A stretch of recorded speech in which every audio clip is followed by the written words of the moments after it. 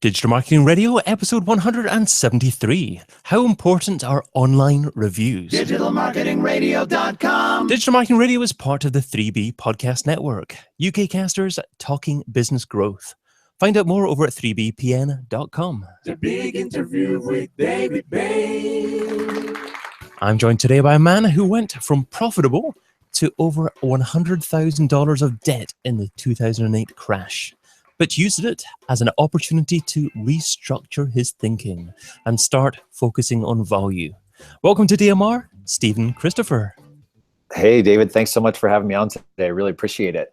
Oh, thanks so much for joining us, Stephen. Well, you can find Stephen over at sequus.com, and that's SEEQUS.com. So, Stephen, what was the main thing missing in your business before the crash? So the business that I had before that crash in 2008 was a mortgage company. And, a lot of people know what happened in the US and the mortgage industry around that time. And, the biggest thing missing in my business was forethought. I was a relatively young entrepreneur at the time. And I thought, wow, this is pretty easy. This whole business stuff is going to be great. I'm going to be able to make money for a long time. And what I didn't realize is what I didn't know, And that's that. There's a lot of cycles in business, and I wasn't paying attention to that at all. I just kind of thought, well, the government won't let bad things happen, or banks are smart. They're not gonna do things that are gonna lose them a bunch of money. And so by not having any forethought, it cost me a business and quite a bit of money in debt and a few years rebuilding from that. What you don't know can sometimes give you that crazy motivation, that just focus, that that blind enthusiasm, I guess. But you kind of do need to know a few things as well at the same time. Yeah, that was by far. So I ended up holding the bag of about a little over $100,000 in debt when that went down, and so it took me about 4 years to get all that taken care of. But that was the best education I ever paid for. And I wouldn't have it any other way looking back. I mean, $100,000 was cheap. Ended up learning when that happened. So, well, good investment of money. Congratulations on coming through that. But of course, the first part of today's episode is what we're looking at is the importance of online reviews. So, are online reviews important for any business? Yeah, I mean, online reviews are hugely important. There's so many different ways that we could go with this today. So maybe we'll just kind of we'll just start talking about them and see where it takes us. Sure, but, yes. Online reviews, here's a couple of the first things that come to mind as far as importance goes. When we think about Google and we think about organic SEO, online reviews play a huge part of ranking or in organic SEO for companies. So when you look at, let's say you Google, like for example, we work with a lot of local home service businesses. So people that provide services in home. And when somebody Googles for, let's say, a local plumber, they type in, plumber in whatever your city is.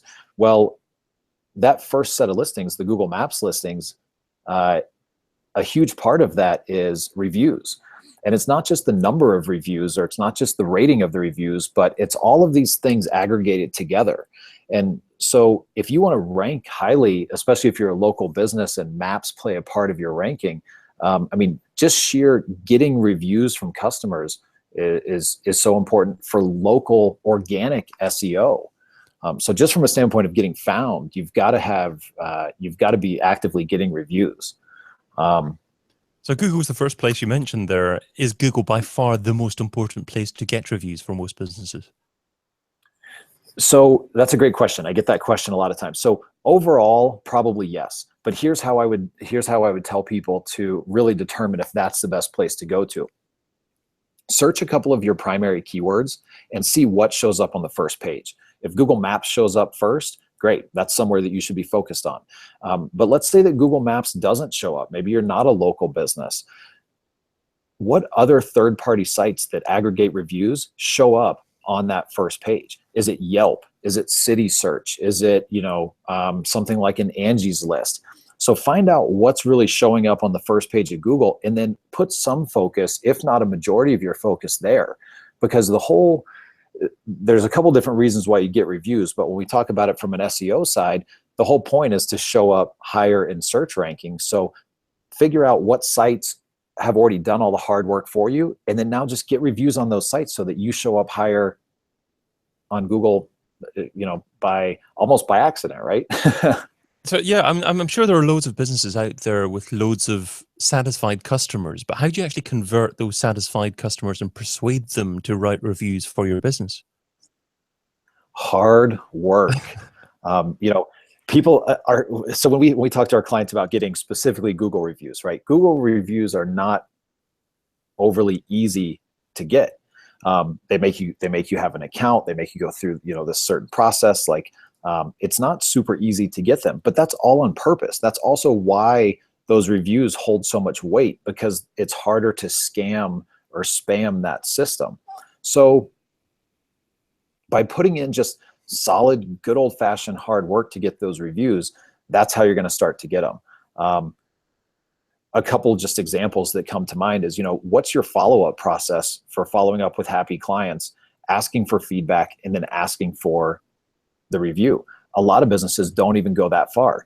And then businesses that do ask for a review, unfortunately only ask maybe once or maybe twice. And if they don't get the review, they stop asking. But you've got to be consistent. You've got to be willing to put in that follow-up with your customers. If how you frame the question is, you said a lot of businesses have kind of those customers that are really, really happy with them. Well, if they're really, really happy with you and you've taken the time to build a relationship with them, eventually most of them are going to be willing to write a review. So if you're having trouble getting your customers to write reviews after asking 100 times, maybe you're not giving the level of service that you think you are. You mentioned the two words scam and spam there. Is there ever an occasion to actually start to seed reviews with a few legitimate looking fake reviews, or is that not a thing? Is it easy to tell fake reviews? So there are some companies out there that will create fake reviews for you, and they'll use, they'll create individual Google addresses, and I mean, they'll technically do it all correct. But our policy within our company is that we will never pay for reviews, because Google will eventually figure that out. I mean, if you got a scammer writing reviews under a real account for different businesses, but somebody finds out that that's a spam review, as soon as they get flagged, Google's going to go back and realize that the other 50 businesses that they reviewed are also spam. And it just creates a mindset that it's okay to cheat a little bit.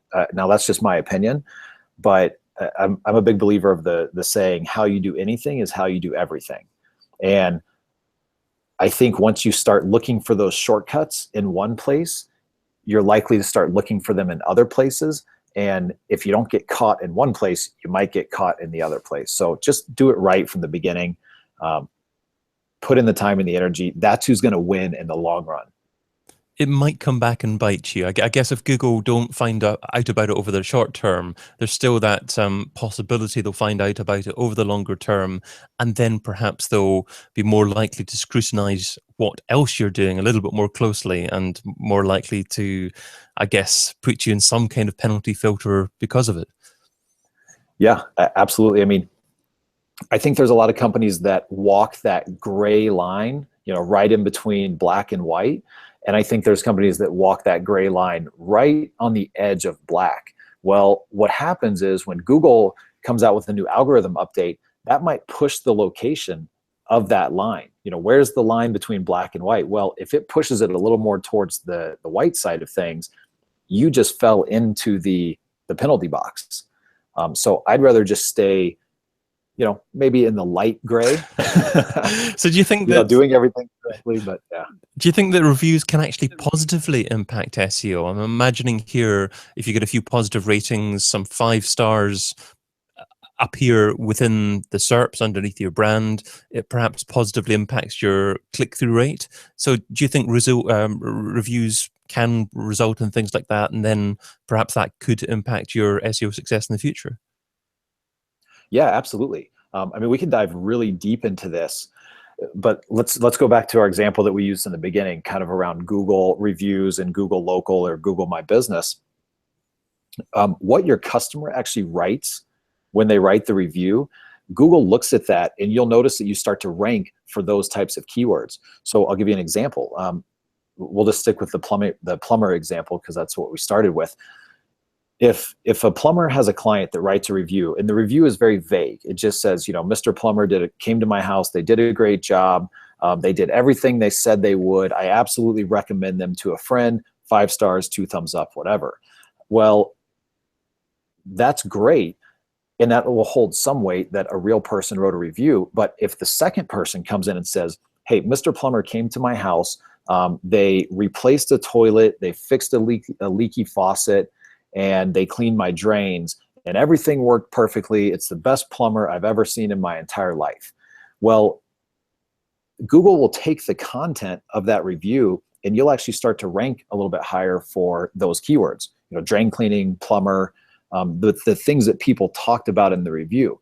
So it's not that they're just looking at the review saying, okay, social proof, you did a good job, you got a 5-star review.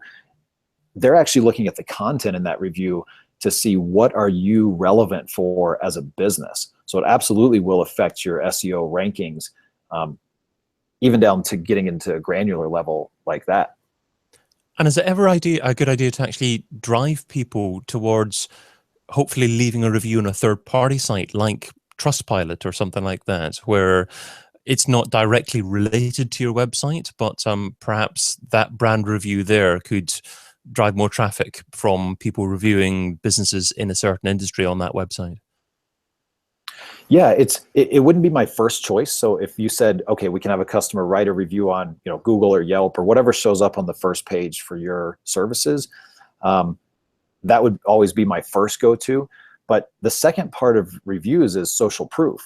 Think about how we all go shopping, and with Amazon, I mean, most of us will read the reviews. We want to know what other people are experiencing. So if you can't get a review on a site that's going to help with your overall SEO and your rankings, then yeah, one of those third-party sites, I mean, at least you're getting something, so that now you can point to it, or you can point potential customers to it and say, hey, look at what these people also said about our services as well. So at least you're still providing that social proof. And the last part of that is, if people go to that third-party site specifically to look for a specific person or industry or company, then yeah, maybe that's a really good site for you to be focused on.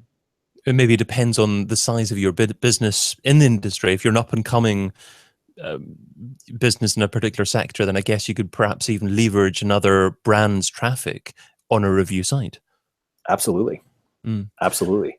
And you mentioned the word social proof. There is also potentially negative social proof as well.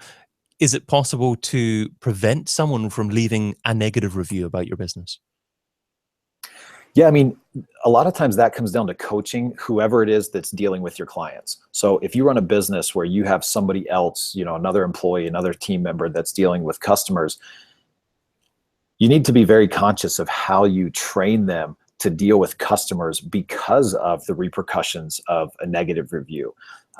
So a good example, let's say that your company's policy is to send an email to every client as soon as a job is done asking for a review. Well, if your team doesn't know that, so they go out to somebody's house or provide a service for somebody and they do a really crappy job and they know it, but they don't want to come back and tell you.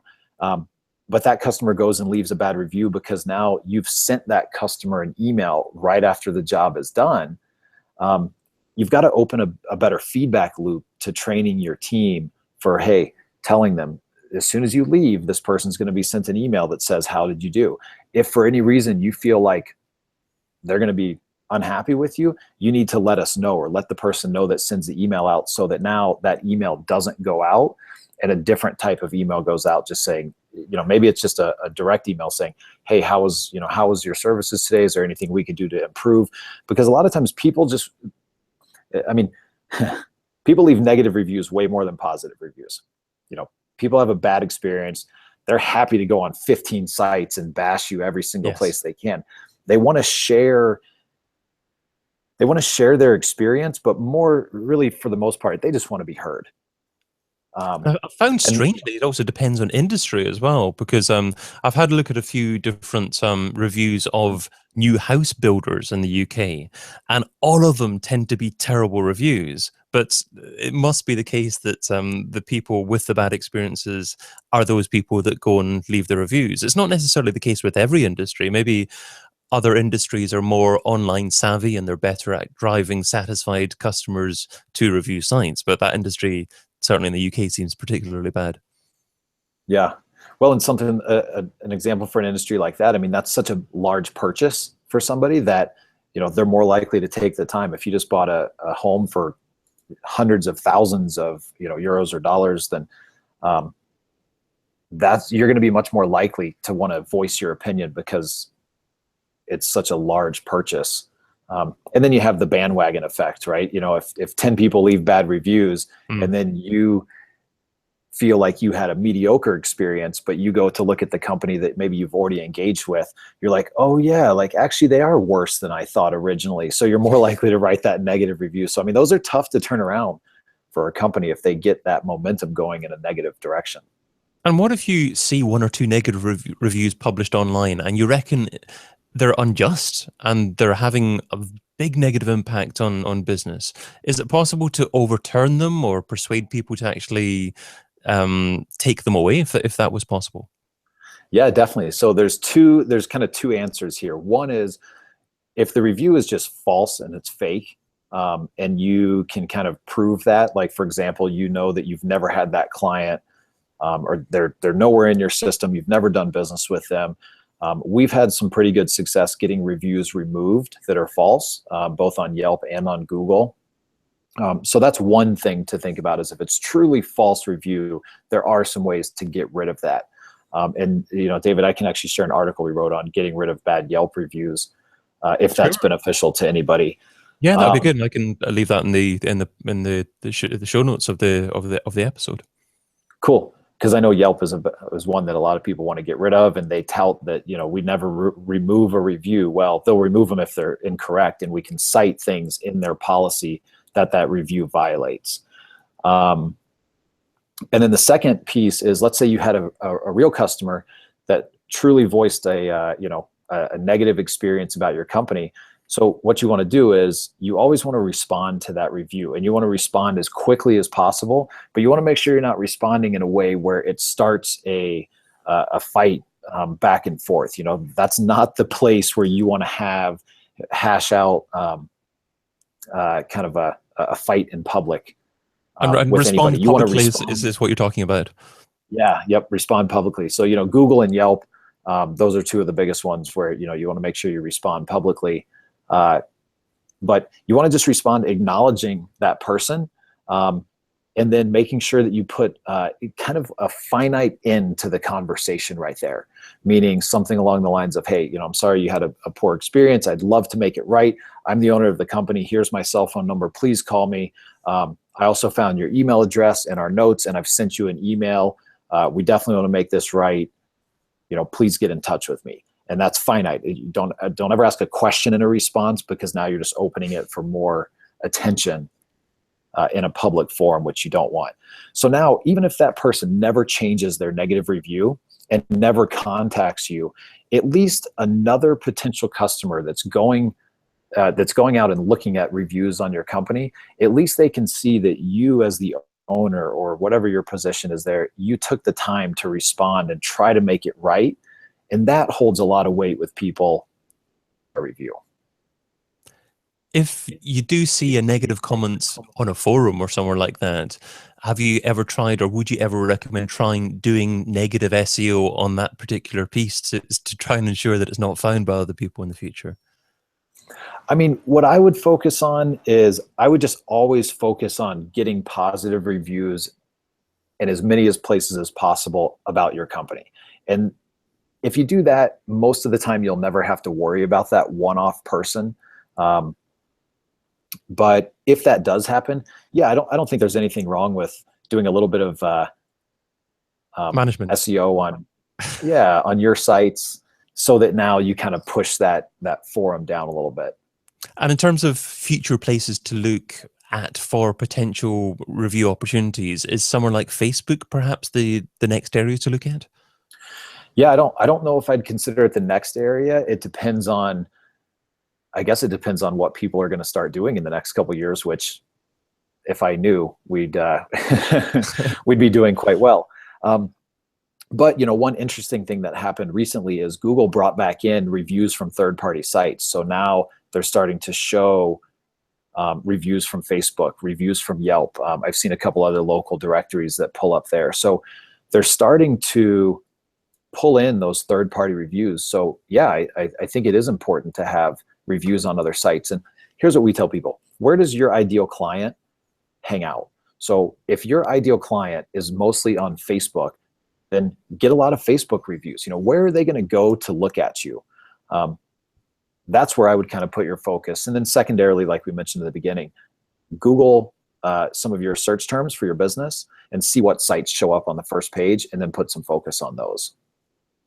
Well, in the next section of our discussion, I'm going to be asking Stephen about the software that he couldn't live without. But first of all, talking about reviews, I'd like to thank Aditha Murali for sending me a wonderful email. And he said, to say that I love digital marketing radio would be an understatement. I just finished listening to DMR 148 with Rand Fishkin on SEO in 2020. I particularly loved the special episode with Yaro Starik on blogging in 2016. I think these are the best episodes I've listened to so far. But perhaps it's going to be 173 after this one. We'll see. He carried on by saying, I don't usually review podcasts, but I was forced to leave one after listening to the above episodes. I just wanted you to know that there are lots of people out there who tune into Digital Marketing Radio every week just to see if new episodes have been released yet and re-listen to random ones. So yeah, thank you very much again, Aditha. I really appreciate that. But let's segue into the second section of our discussion, and that focuses on Stephen's thoughts on where digital marketing's been and where it's heading. So starting off with software I couldn't live without. So Stephen, what software do you currently use in your business that if someone took away from you, it would significantly impact your marketing success?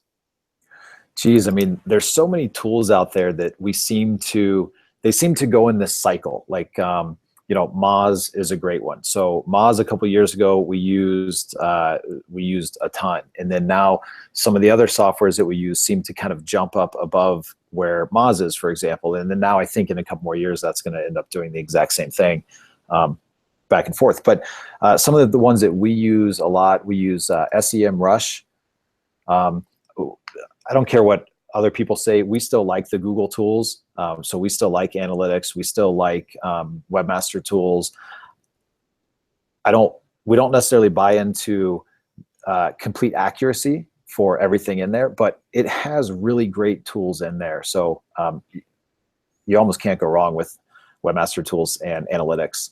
And then another software that we've started using more recently it's called Hotjar.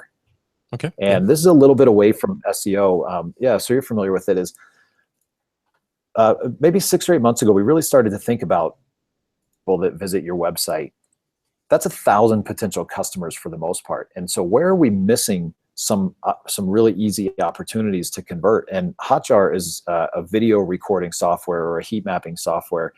And as we started to install that on our client sites and watch that, it was amazing to see where people were falling off and how we could better convert those. So that's a huge one for us, because we also do web development and design, and our design team has taken our designs to a whole new level by watching like thousands and thousands of videos of people on client sites. Well, I've used Hotjar. A couple of people recommended Hotjar as well. And at the time that we're recording this, which is just at the end of September 2016, episode 170 has just gone live of Digital Marketing Radio, which is David Darminen, the founder of Hotjar. So that's nice. That was a great discussion, and it's a great bit of software, so great recommendation. But here's a slightly more challenging question, and that is, what piece of software don't you use, but you've heard good things about and you intend to try at some point in the near future? One that's on our list is BrightEdge. So we don't use BrightEdge right now. I have a couple friends that own much larger agencies, over the $20 million mark. And it seems to be a slightly more expensive piece of software, but from what I'm gathering, there's a good reason why. So that's one that we don't currently use that is on our list in the very near future. Okay, great. Well, there's a few tools at that level. There's Search Metrics, there's Authoritas, there's a few other tools, and it's interesting to see the fact that there are different, I guess, things and sectors of the market that they tend to focus on. Yeah, a lot of companies use SEMrush a lot, as you've talked about as well, and Moz, but it is interesting to see where the market is going, to see if these tools have the ability and will continue to have the ability to cover absolutely everything, or will end up being a little bit more focused and try and do one thing exceptionally well rather than try and do everything. But it's the state of the industry that we're in at the moment, and it's an exciting place to be, I reckon. Yeah. If you ever find the one piece of software that kind of does it all, we'll pay anything for it. But it seems like you have to get little pieces from everywhere. And I mean, perfect example, SEMrush, 5 or 6 years ago wasn't anything like it is today. So I don't know. Yes. It's like these softwares are just playing leapfrog with each other. So many improvements, and then they got to improve, and then they got to improve. So. Yeah, absolutely. I think it's the one bit of software that says that it can do everything. You almost think, well, if you can do everything, how quickly are you going to evolve, and are you actually going to stay ahead of the rest of the market as well? So you kind of feel from a business perspective that if you put all your eggs into one basket, that perhaps your competition may actually discover things before you do as well. Mm-hmm. Exactly. Well, let's move on to. I wish I would have. So I'd like you to look back on the very first day that you're involved in trying to market a business online. What didn't you do so well? What do you wish that you would have done differently? So looking back to the mortgage company, which is really where I taught myself internet marketing, I did not do well with content. I wanted to do everything the tricky way. I wanted to just get to the top of the search engines as fast as humanly possible, and I didn't care about the long-term repercussions. And I didn't think of stuff from a value perspective, really trying to add value to potential customers. It was more, I knew we had a really great service that we offered. So I was like, if I can just get them to call, we'll be good. We'll provide a great service. But initially, I was always trying to trick the system and look for that next ninja trick. But I found myself always having to look for the next ninja trick when one of them didn't work. Right. Okay. So I didn't do a good job of creating good, valuable content in the beginning. Okay. I mean, I guess most people were like that. If you're talking about pre-2008 days, it's almost pre-social media as well, and most people tended to focus on tricks or shortcuts rather than long-term business models. I know I myself actually, I did really well with Google AdSense and just publishing web pages with fairly basic content on them, but making decent revenue from that. But feeling inside, this isn't quite right. It doesn't feel like a real long-term business model, but I wasn't particularly sure at the time, what model would replace that. But you just live and learn and keep on experiencing new things, and you eventually get there. Yeah, exactly. I mean, I even remember, you brought up kind of pre-social media. I even remember when I was looking at Facebook going, okay, is this really going to be real, or is it going to be a fad? And I pushed back on it for a little while. And then I went back and realized, wait a minute, there was people that pushed back on the internet being a fad. And so I thought, okay, I should probably get on board with this. So I was a little behind creating even a Facebook account. Well, there's no need to jump on things necessarily immediately. Quite often people will misuse tools when they first come out. I think with Facebook, everyone was adding thousands of friends who they didn't know instead of actually building real relationships on there as well. And then they had to take people off being friends and rebuild their profiles and their presences on that particular network. Yeah, anyway. I agree. And we still, and that's exactly what we see nowadays with every new platform that comes out. There's those people that kind of take advantage of it initially, and then it doesn't seem to last. the amount of time that seems to last is getting shorter and shorter and shorter every year. People aren't able to take advantage of those new platforms by doing things the wrong way for very long now. Yes. Yeah, absolutely. And the same's happening with SEO, of course. As we discuss things, Penguin 4.0 has just come out, and that's integrated into Google's core algorithm now. So there's no long wait of time before an update to that filter happens. And it means that you're more likely to get caught out quicker if you try and cheat the system as opposed to do things the right way. Yeah. And the other great thing about it being kind of a we don't have to wait for releases is now if we do accidentally do something wrong, we can get it fixed much quicker. And one of my team that really dug into that update, I like one of the things that he found when he talked about it is that it's going to be more page specific. So if you have one bad page that maybe has some bad backlinks to it or isn't doing things quite right, you're more likely going to fall just for that page, and it's not going to affect your whole site as it has in the past. Absolutely. The this or that round. So this is the quick response round. 10 quick questions, just 2 rows here. Try not to think about the answer too much, and you're only allowed to say the word both on one occasion. Ready to go? Okay, I'm ready. Email or Twitter? Email. Audio or video? Video. Affiliates or display advertising? Display. Facebook or Google+? Facebook. Online press releases or one-on-one relations? One-on-one relations. Paid search or SEO? SEO. Email contact form or telephone number? Telephone number. Website or app? Website. Social subscriber or email subscriber? Both. And local marketing or global marketing? Local marketing. Normally people leave their both to the last one, but you're fairly local focused, so that was going to be quite obvious there as well. Yeah. You probably paused most over, was it paid search or SEO? Yeah. And there's a very specific reason for that. We're seeing things change so much. And perfect example, because I just had a conversation about this today. So, Google is rolling out the new set of services for like plumbers, for example. We work with a lot of those. And now they have the service where you can pay and you have to go through an application process to be a sponsored, plumber in an area. And so we're watching that very closely in a couple markets like San Jose and stuff. And so that's why I hesitate so much on that question, because paid is sneaking into organic in places that people don't really know that it's paid. And so it's starting to mesh even more. And obviously, Google's a for-profit company. I don't blame them for wanting to make money.